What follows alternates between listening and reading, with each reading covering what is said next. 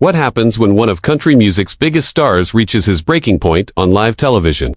Today, we're diving into the explosive moment that had Blake Shelton storming off the Today with Jenna and Friends show, leaving millions of viewers stunned and the entertainment world buzzing. This isn't just another celebrity interview gone wrong. This is a masterclass in how quickly things can spiral out of control when egos clash and boundaries get crossed. Make sure to subscribe and drop a comment below because you won't believe how this whole situation unfolded. The morning started like any other on the Today with Jenna and Friends show. Blake Shelton walked onto the set with his trademark grin, that easygoing Oklahoma charm that had made him a household name.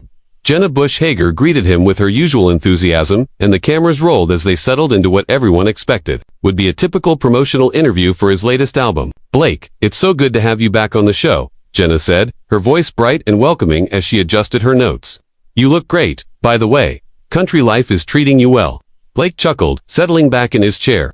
"Well, Jenna, you know me. I'm just a simple guy trying to make some music and enjoy life. Thanks for having me on again." The conversation flowed smoothly at first, touching on his new music, his life away from The Voice, and his relationship with Gwen Stefani. Blake seemed relaxed, cracking jokes and sharing stories with his usual laid-back demeanor. But things began to shift when Jenna's co-host, who had been unusually quiet, decided to jump into the conversation. "Blake, I have to ask," the co-host interjected, leaning forward with a serious expression. "There's been a lot of talk lately about your past comments on social media. Some people are saying you've been tone-deaf about certain social issues. How do you respond to critics who say you're out of touch with what's happening in America?" The smile on Blake's face flickered for just a moment. He straightened up slightly, and those who knew him well would have recognized the subtle warning signs. His jaw tightened almost imperceptibly, and his hands, which had been gesturing freely, now rested firmly on the armrests of his chair. "Well," Blake said, his voice still controlled, but with a slight edge, "I think that's a pretty loaded question right off the bat. I've always been honest about who I am and where I come from. I'm not trying to be something I'm not." Jenna seemed to sense the tension building and tried to steer the conversation back to safer ground. "Blake, let's talk about your new single. The fans are really loving it, and the video is incredible." But her co-host wasn't ready to let go. "I think it's important that we address these things. Blake, you have a platform, you have influence, and some people feel like you haven't used that responsibly. What do you say to young fans who look up to you but feel let down by some of your positions?" Blake's eyes narrowed slightly, and his voice took on a sharper tone. "Look, I appreciate that you think this is important, but I came here to talk about my music, not to get ambushed about my personal beliefs. I've never claimed to be a politician or a social activist. I'm a country singer. But don't you think that with great success comes great responsibility?" The co-host pressed on, ignoring the increasingly uncomfortable atmosphere in the studio. "Your voice matters to millions of people. My voice matters when I'm singing." Blake shot back, his Oklahoma drawl becoming more pronounced as his irritation grew. "When I'm sitting in this chair, I'm here as an entertainer, not as someone's moral compass. And frankly, I don't appreciate being lectured about responsibility by someone who doesn't know the first thing about my life or what I stand for." Jenna jumped in quickly. "Blake, we're not trying to lecture you at all. We just want to have an honest conversation." "An honest conversation." Blake laughed, but there was no humor in it. "An honest conversation would have started with letting me know this was going to be some kind of trial, instead of an interview about my music. An honest conversation would respect the fact that I'm here, doing you a favor by promoting my album. On your show, the co-host wouldn't back down. I think our viewers deserve to know where their favorite celebrities stand on important issues. It's not about attacking you, Blake, it's about accountability." "Accountability?" Blake's voice rose slightly, and he leaned forward in his chair. "Accountability for what exactly?" "For being successful, for having opinions that might not line up perfectly with whatever narrative you're trying to push here. I've never hidden who I am or where I come from." The tension in the studio was now palpable. Camera operators exchanged glances, producers whispered urgently into their headsets, and Jenna looked increasingly desperate to regain control of the situation. The interview that was supposed to be a lighthearted promotion for Blake's new music had turned into something much more confrontational. "Blake," Jenna tried again, her voice taking on a pleading quality. "Maybe we can just take a step back here. We're all friends, right? Let's talk about something positive. Your tour is coming up, and I know fans are excited about that." But Blake wasn't ready to let it go. The damage had been done, and his frustration was now fully visible. "You know what, Jenna? I thought we were friends too. But friends don't set each other up like this. Friends don't invite someone on their show just to blindside them with gotcha questions about stuff that has nothing to do with why they're there." The co-host, seemingly oblivious to how badly things were going, decided to double down. "Blake, I think you're being a little defensive here. These are legitimate questions that people are asking. We're just trying to give you a platform to address them." "Defensive?" Blake stood up abruptly, his microphone pack catching slightly on his chair. You want to see defensive? This is me being as polite as I can be, while you sit there and basically call me irresponsible and out of touch. I've been nothing but respectful to you and your show, and this is what I get in return. The studio fell silent except for the quiet hum of equipment and the distant sound of crew members shifting uncomfortably. Jenna looked mortified, clearly realizing that the interview had gone completely off the rails. Her co-host, however, seemed to think they were having some kind of breakthrough moment. Blake, please sit down. Let's work through this together. I think there's a real opportunity here for you to connect with people who might feel alienated by some of your past statements. That was apparently the final straw. Blake's face went from frustrated to absolutely furious in the span of a heartbeat. His hands clenched into fists at his sides, and when he spoke, his voice was low and dangerous. Connect with people who feel alienated, he repeated slowly, each word dripping with contempt. You know what alienates people? Having some talk show host who's never walked in their shoes tell them what they should think and feel. You want to talk about being out of touch? Look in the mirror. Jenna was frantically gesturing to her producers off camera, clearly desperate for someone to cut to commercial, but the co-host seemed determined to push this confrontation to its absolute limit. Blake, I think you're missing the point here. We're not trying to tell anyone what to think. We're just asking you to take responsibility for the influence you have. There it is again, Blake said, his voice getting louder with each word. Responsibility. You keep using that word like I owe you something. Like I owe everyone something just because I can carry a tune, and people happen to like my music. Let me tell you something about responsibility. My responsibility is to my family, to my fans, who actually care about my music, and to myself. It's not to sit here and be your political punching bag. The co-host leaned back slightly, perhaps finally recognizing that they had pushed too far. But it was far too late to back down now. I'm not trying to make you a punching bag, Blake. I'm just trying to have a meaningful conversation. Meaningful? Blake laughed bitterly. You think this is meaningful? You think ambushing someone on live television and then lecturing them about responsibility is meaningful? This isn't journalism. This isn't even good television. This is just you trying to make yourself feel important by tearing down someone else. Jenna made one last desperate attempt to salvage the situation. Blake, please, let's just take a breath here. Maybe we got off on the wrong foot, but we can turn this around. Your fans love you. We love having you on the show. But Blake was already reaching for his microphone pack, his movements sharp and deliberate. You know what, Jenna? I used to think you were different. I thought you actually cared about your guests as people, not just as opportunities to score points or create drama for your ratings. Blake, that's not fair, Jenna protested, her voice cracking slightly.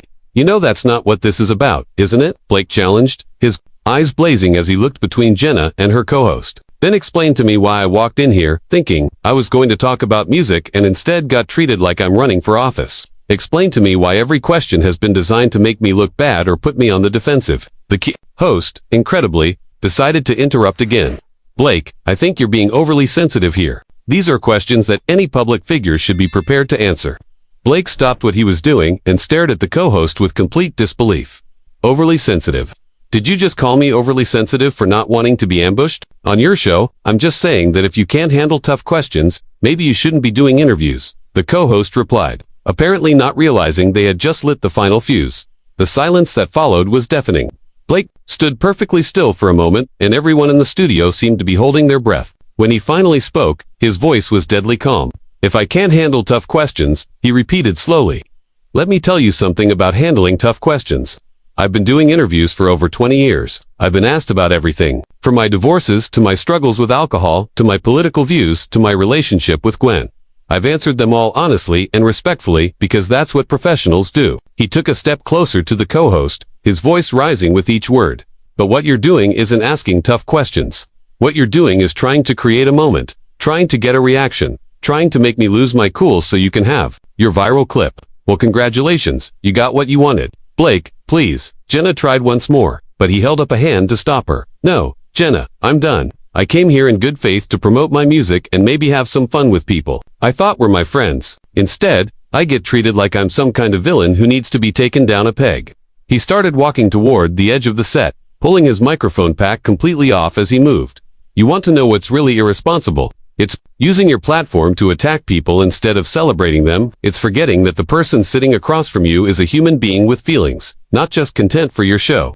The co-host, somehow still not getting the message, called after him, Blake, running away isn't going to solve anything. Why don't you stay and defend your positions? Blake stopped dead in his tracks and slowly turned around. The look on his face was one that anyone who had ever crossed him would recognize, a mixture of hurt, anger, and complete disgust. "Defend my positions," he said, his voice dangerously quiet.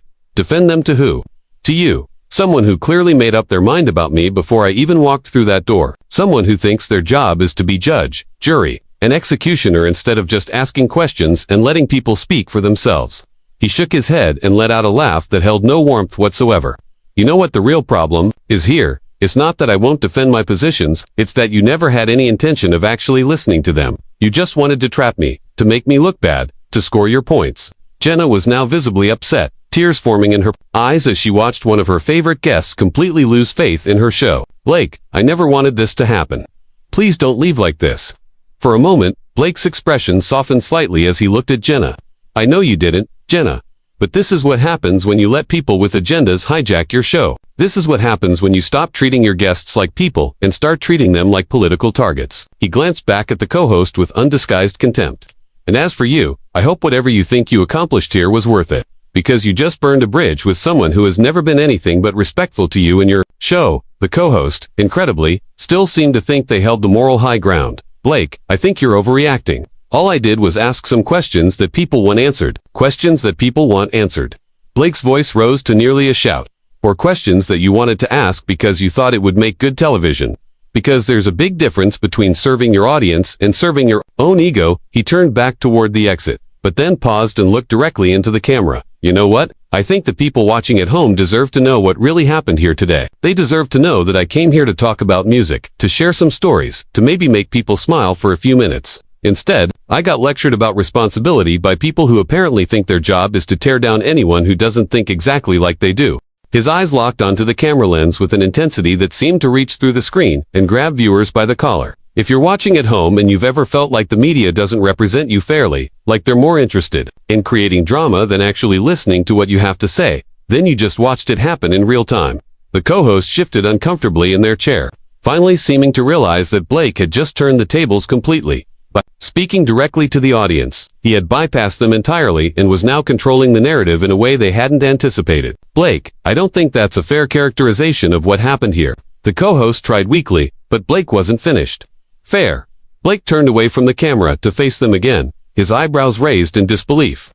"You want to talk about fair? Fair would have been telling me before we went on air that you planned to grill me about politics instead of music. Fair would have been treating me with the same respect I've always shown this show and everyone on it." He gestured broadly at the set around him. "I've been coming on this show for years. I've promoted my albums here. I've shared personal stories. I've tried to be entertaining and genuine because I thought that's what you wanted. But apparently what you really wanted was a chance to take me down."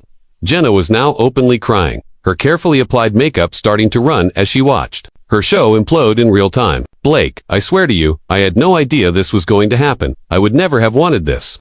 Blake's expression softened again as he looked at her, and for a moment it seemed like he might sit back down and try to work things out. "Jenna, I believe you, I really do. But the fact that you didn't know makes this even worse, because it means someone on your own team thought they could use your show to ambush me without even telling you." He looked around the studio, taking in the stunned faces of crew members, the frantic whispers of producers, and the general chaos that his confrontation had created.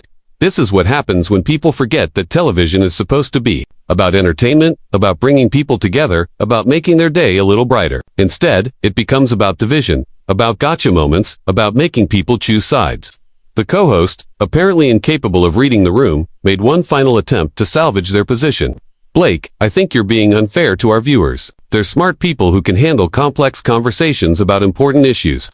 Blake stared at them for a long moment, and when he spoke, his voice was filled with a kind of weary disappointment that was somehow more devastating than his earlier anger. "You know what? You're absolutely right about one thing. The viewers are smart people, smart enough to see right through what you just tried to do here. Smart enough to recognize the difference between a genuine conversation and a calculated attack." He started walking toward the exit again, but continued talking as he moved. "And they're smart enough to know that when someone invites you onto their show to talk about your music and then spends the entire time trying to make you look like a bad person, that says a lot more about them than it does about you." "Blake, please don't leave like this," Jenna called out desperately. "Can't we work this out? Can't we start over?"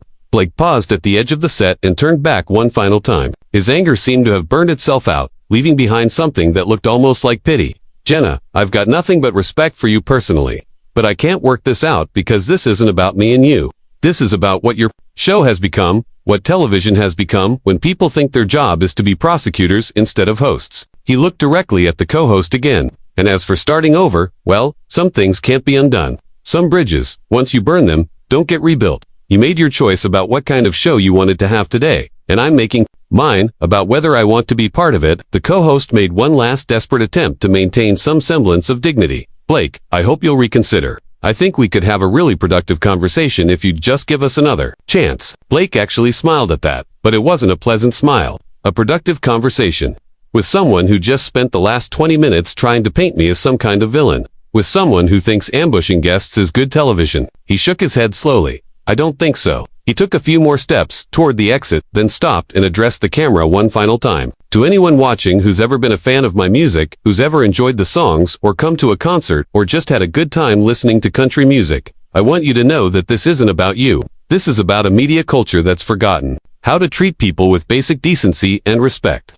His voice grew stronger as he continued. I'll keep making music because that's what I love to do. I'll keep performing because I love connecting with people who appreciate what I do. But I won't keep subjecting myself to this kind of treatment from people who think their platforms give them the right to attack anyone who doesn't fit their narrative. Jenna made one final plea. Blake, I promise you, if you'll just stay, we can fix this. We can have the conversation you came here to have. Blake looked at her with genuine sadness. Jenna, the conversation I came here to have was about music, about joy, about sharing something positive with people.